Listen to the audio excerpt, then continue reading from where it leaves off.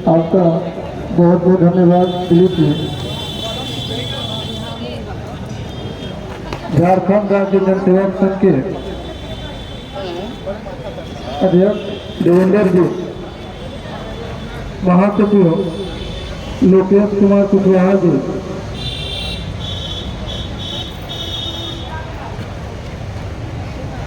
आज आपके बीच पहली बार हमें लगता है कि NMOPS ने प्रत्यक्ष रूप से किसी विभागीय संगठन के आंदोलन में भागीदारी किया है।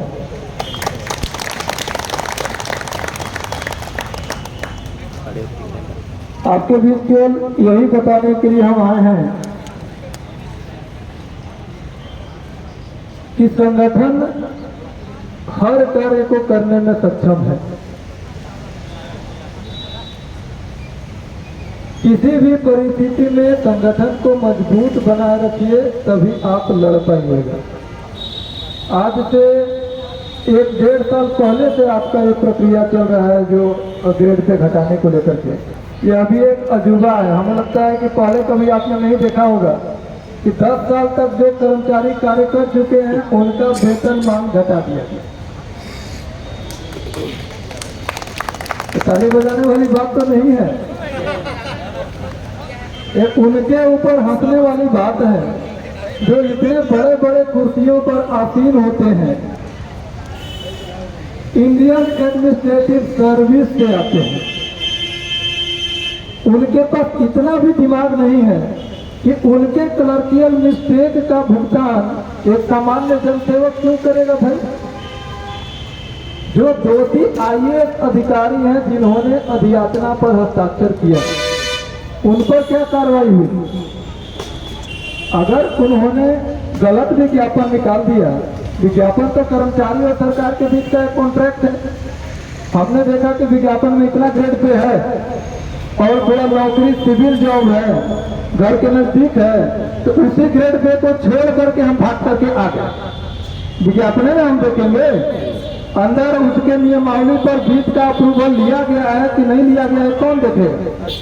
तो सामान्य जो कैंडिडेट आज भी आप देख रहे हैं, जितने भी लड़के फॉर्म भर रहे हैं, पहले वो जाकर के वित्त विभाग से पूछेंगे कि ये फॉर्म जो निकला है आपका अप्रूवल है कि नहीं है, कार्मिक से पूछेंगे, विधि से पूछेंगे, फिर कैबिनेट सेक्रेटरीट से पूछेंगे कि कैबिनेट अप्रूव किया है इसका ना, उसके बाद फॉर्म भरेंगे। तो समझते पड़े हैं एक IAS अधिकारी और इतने वरिष्ठ IAS अधिकारी जब सचिव बनते हैं तो नीचे से चढ़ के आते हैं, उनको यह भी नहीं समझ में आ रहा है। और एक तो प्रमोट होकर के जो IAS बने हैं डायरेक्टर महोदय, अधिकारियों को सीधा टिप्पणी करने से हम लोग बचते हैं, लेकिन सोचने वाली बात है, गलती करे कोई और भुगते कोई और। अरे जो गलती किया है उसको सजा दीजिए, उसका वेतन बंद कीजिए, उसका घर द्वार बेच करके वसूली कर लीजिए।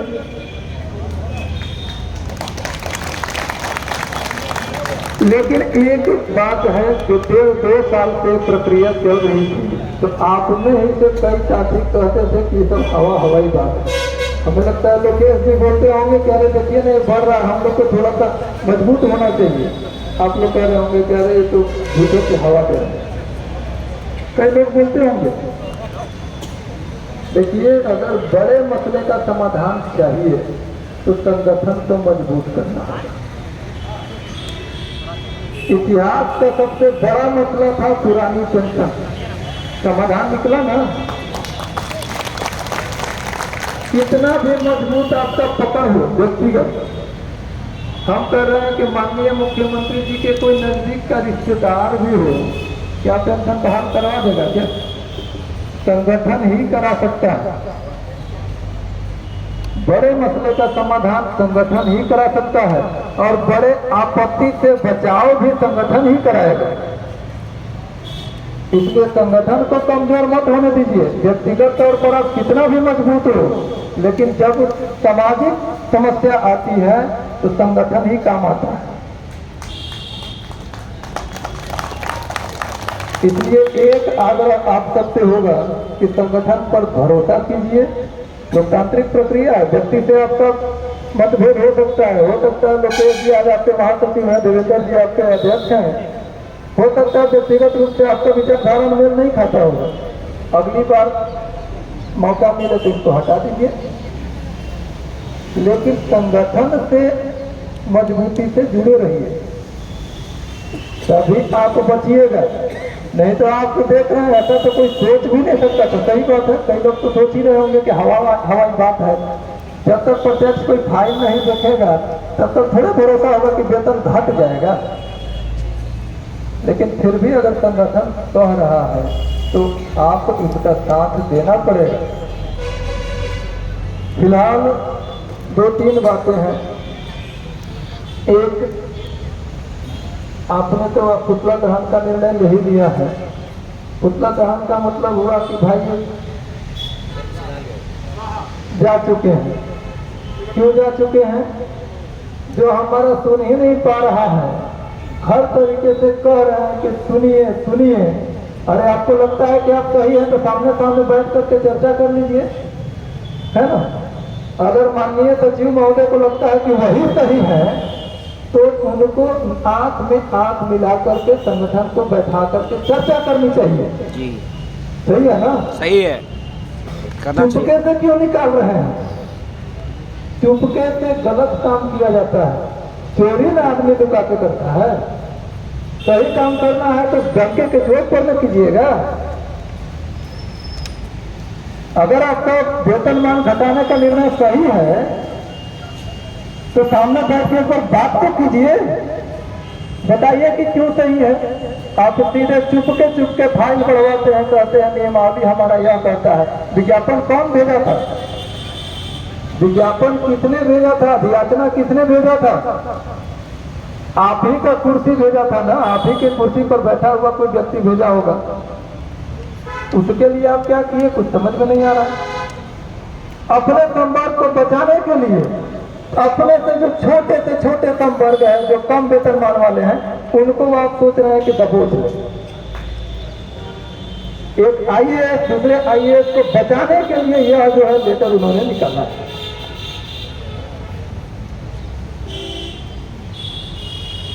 अपने लोगों को बड़ी सटीकता से उन लोग बचा के निकाल लेते हैं, लेकिन हर बार नहीं बचेंगे। हमें लगता है कि कृषि का रीढ़ होता है जनसेवक, और कृषि देश का रीढ़ है, राज्य का रीढ़ है।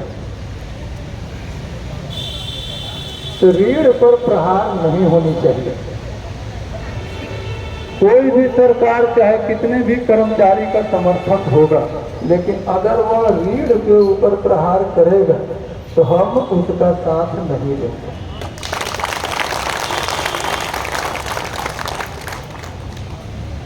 फिलहाल तो हमें लगता है कि माननीय सचिव महोदय और निदेशक महोदय जो है वो तो जो करना था अपना कारगुजारी दिखा चुके हैं। अब जो किए हैं उसको बचाने में पूरी ताकत लगाएंगे, लेकिन फिर भी हम कहेंगे कि भगवान सद्बुद्धि दे। और वे सोचें कि गलती जो करता है सजा उसी को दी जाती है।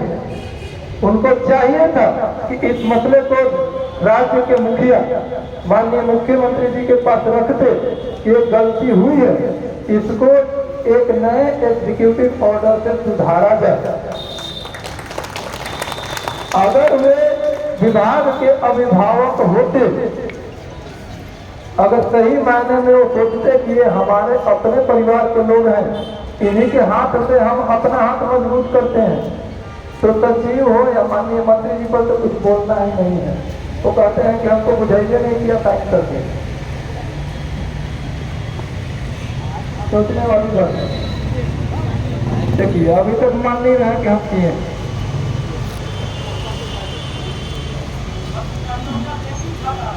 मतलब माननीय मंत्री हैं, उनको पता नहीं है कि हमारे जिनके बल पर हम जो है सीना चौड़ा करते हैं कि इतने किसानों का यह कर दिए, इतना जो है ऋण माफ कर दिए, तो इतना बीज मांग दिए, जिनके बल पर सीना चौड़ा करते हैं, भाषण देते हैं, उनका जो है पैर काटा जा रहा है, उनको पता नहीं है। और काइन उन्हीं का है अप्रूवल। बिना मंत्री के अप्रूवल के बढ़ेगा क्या दूसरे विभाग में? मतलब तो सीधा कहें कि भाई हम इस पद के लायक नहीं है, वो भी माननीय मुख्यमंत्री जी को कह दें कि हमसे संभाल नहीं रहा है। बहुत माननीय विधायक उनसे योग्य भी हैं, बहुत सारे योग्य हैं, आप भी जानते हैं, उनको हस्तगत कर दें, अंतिम 1 साल बचा है, कुछ कल्याण हो जाए। जब बुझाइए नहीं रहा तो जबरन काहे बैठे हैं भाई? और नहीं तो बोलिए कि इस कारण से हम घटाए हैं और घटाएंगे, भाग क्यों रहे हैं?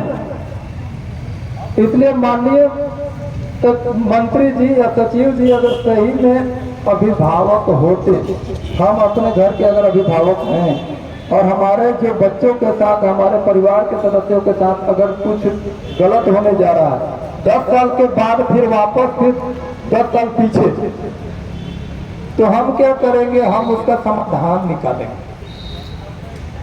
समाधान यही होता कि वो स्पष्टता जाकर के माननीय मुख्यमंत्री जी से कहते कि ऐसा हुआ था, एक नया एग्जीक्यूटिव ऑर्डर निकले या जरूरत पड़े तो कैबिनेट कराइए, लेकिन इनके वेतनमान को बचाइए। आगे आपको घटाना है उससे आपको कोई दिक्कत है? जो आएगा विज्ञापन देख करके आएगा कि भाई इसमें 2000 ग्रेड पे है तो हम 2000 में आ रहे हैं। जो 2400 ग्रेड पे होगा 2000 में कहलाएगा, विज्ञापन पर नहीं देख लेगा, हम ज्यादा में है भाई, कम में नहीं जाएंगे। लेकिन जिस विज्ञापन पर यहाँ के जो जनसेवक योगदान दिए हैं उनका नहीं घटना चाहिए, यह सुनिश्चित करना सचिव का ही दायित्व था। और मान सचिव तो है कि भाई कुर्सी से बाहर निकलना नहीं है, एसी रूम से बाहर निकलना नहीं है, कभी कभार गए और किसी का गर्दन पकड़ लिए, और जो करते हैं वो तो आप जानते ही हैं। लेकिन माननीय मंत्री जी तो जनप्रतिनिधि न है जी, माननीय मंत्री जनप्रतिनिधि है ना, वो एक अधिकारी का सुनेंगे कि अपने कर्मचारी का सुनेंगे? जनता मतलब कौन? वो अधिकारी। उनको तो इस पर संवेदनशीलता दिखानी चाहिए। यह जो निर्णय है यह माननीय मंत्री जी के लिए भी बहुत नुकसानदेह होगा। यह कोई धमकी नहीं है, हम लोग तो अगले से कर्मचारी हैं, मंत्री जी ऊंचे पद पर है, क्या धमकी देंगे? लेकिन देखिए यह वास्तविकता है, किसी के थाली से भोजन छीनिएगा तो उसका जितना भी ताकत होगा वो तो लगाइए ना करेगा। छोटा सा जानवर है तो उसको आप देखिए, वो भी आपसे अपने ताकत के अनुसार संघर्ष करके करेगा। और जब सेवक वर्ग इतने कमजोर भी तो नहीं ना है, इसलिए सीधे किसान से जुड़े हैं, केवल बीजे नहीं बांटते हैं, ज्ञान भी बांटते हैं। सही है ना? गांव-गांव में, मोहल्ले में एक एक टोला मोहल्ला के आदमी को पहचानते हैं। ये कान में फूकेंगे कि मंत्री जी बहुत बेकार, तो लगेगा आम जनता तो सही में मंत्री जी जो है, और ये कहेंगे कि नहीं बहुत, तो कहेंगे नहीं, जनता भी समझेगी कि हाँ भाई मंत्री जी सही में। कितना भी बड़ा नेता हो, उसके भाषण को एक राजनीतिक भाषण के रूप में जाना जाता है, लेकिन एक सरकारी कर्मचारी जब आम जनता में बात कहता है तो उसे वास्तविकता के रूप में परखा जाता है। इसलिए आप बढ़ाने का नहीं क्षमता था, मत बढ़ाइए, लेकिन घटाने वाली बात को एकदम समझ से करे है, यही देख करके हम आए हैं आपके बीच में। ऐसे मौके पर पूरा Jharkhand officers, teachers and employees federation आपके साथ खड़ा है। जिंदाबाद जिंदाबाद जिंदाबाद जिंदाबाद जिंदाबाद जिंदाबाद एनएमओपीएस जिंदाबाद जिंदाबाद जिंदाबाद। व्यक्तिगत जिंदाबाद नहीं होनी चाहिए, क्योंकि व्यक्ति विशेष का कोई अस्तित्व नहीं होता। संगठन जो है वही सर्वोपरि है। Jharkhand officer teachers and employees federation, जिसका अनावरण खुद माननीय मुख्यमंत्री जी ही किए हैं, पहली बार की है। हमें लगता है कोई कर्मचारी संगठन का किए हैं क्या? कहीं पूरे देश में नहीं, यह अपना एक अस्तित्व रखता है और इसने कर दिखाया है एक ऐसा काम जो सबको असंभव लगता था। एक एक पंचायत तक आपका टीम है। अभी झारखंड के किसी भी पंचायत में आपको कोई काम है बोलिए, अभी तुरंत आप पहुंच जाइएगा। इसलिए हम कह रहे हैं कि यह विशुद्ध रूप से गलत निर्णय है। माननीय मुख्यमंत्री जी इस पर सकारात्मक हैं, यह आपको बता देते हैं। कई बार जो फाइल रोका गया है मुख्यमंत्री कार्यालय से कहने के बाद रोका गया। जब महाराष्ट्र के मुखिया सकारात्मक हैं तो माननीय मंत्री जी एक बार पहुंचे वहां और बताया कि ऐसा ऐसा हो गया है, इसको कैसे सुधारिए। तो पहल करेंगे तो क्या बात है, आज तक फिर तो दोबारा हम सब आएंगे, इनका जय जयकार कर लेंगे। अगर सचिव पहल करते हैं तो उनकी भी जय जयकार हो जाएगी। व्यक्तिगत दुश्मनी है क्या? हमारी कोई दुश्मनी नहीं है, मुद्दे का लड़ाई है। अगर हमारे मुद्दे पर वो सकारात्मक रूप अपनाते हैं तो आज उनके खिलाफ नारेबाजी हो रही है। अगर आज हम पुतला दहन व्यवस्था में कर रहे हैं तो कल उनके गले में माला भी हम डाल सकते हैं।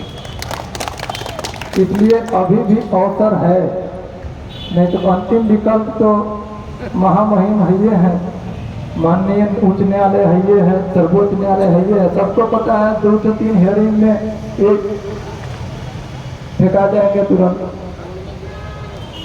कोई नहीं टिकेगा।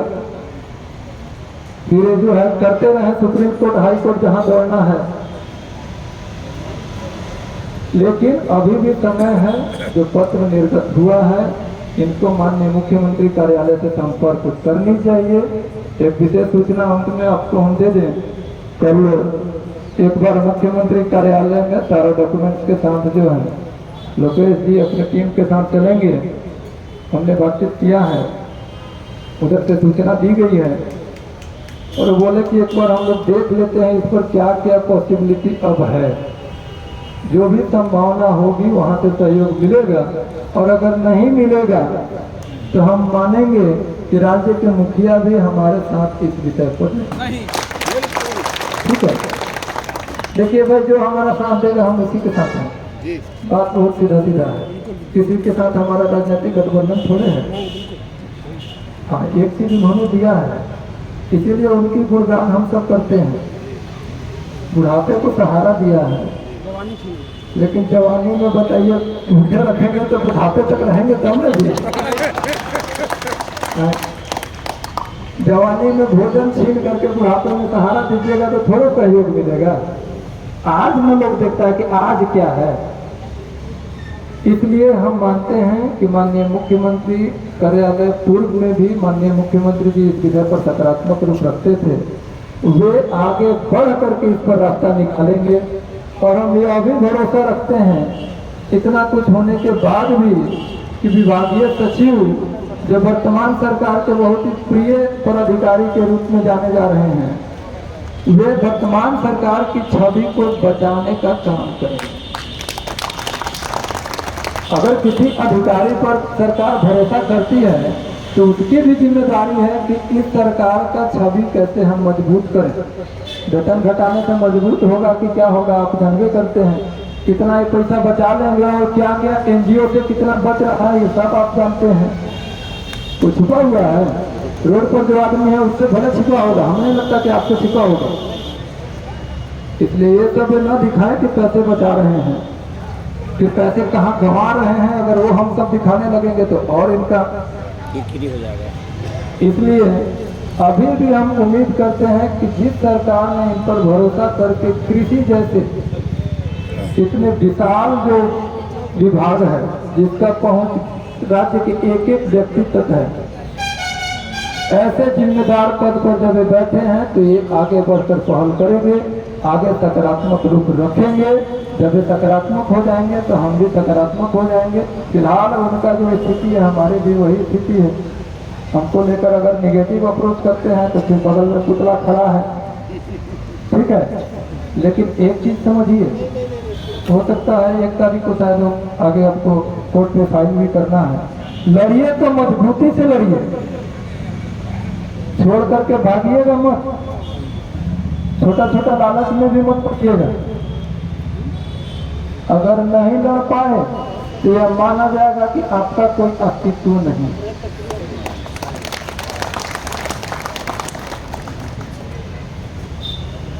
आप हैं ना जी इस धरती पर, आपका कोई एग्जिस्टेंस तो है ना। अगर आप समझते हैं कि आपका कोई भी अस्तित्व है, छोटा सा भी आपका एग्जिस्टेंस है, तो मजबूती से लड़िए और तब तक लड़िए जब तक जीत नहीं जाते। बस इन्हीं बातों के साथ आज तो भाषण वाला कोई विषय था ही नहीं। आज तो बड़ा दुखद स्थिति है, जैसे ही चिट्ठी भेजे हम लोग के अंततः जो है वो हो ही गया जो होना था।